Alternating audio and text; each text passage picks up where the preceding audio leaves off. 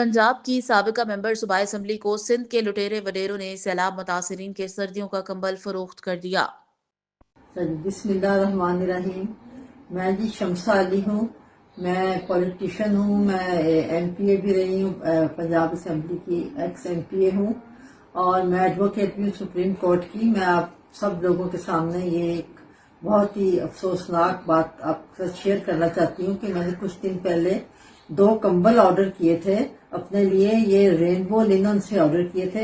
ये इसकी order slip है। वैसे मैं ये शेयर भी कर दूंगी, आपको लोड भी कर दूंगी अपने वीडियो के साथ।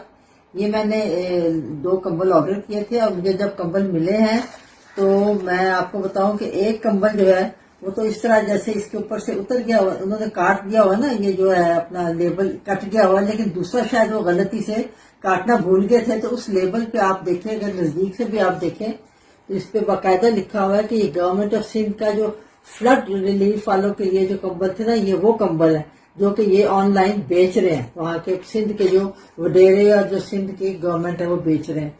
तो ये मुझे बहुत ही अफसोसनाक बात लगी कि ये देखें, जो इतना ये जो आज जनीवा गया सारे ये पैसे लेने, ये पैसे अपनी जेबों में डालेंगे, जो एक कंबल नहीं दे सकते गरीब को, एक सलाबजादा गरीबों को एक कंबल भी उनका नहीं दे सकते, वो भी बेच रहे हैं। तो ये हुकूमत का ये असल चेहरा है। ये आपको नजर आ जाएगा कि ये जरदारी माफिया जो है पूरे पाकिस्तान को किस तरह चूस के खा रहा है। और आप लोग प्लीज, आपका फर्ज है कि सब इसको शेयर करें।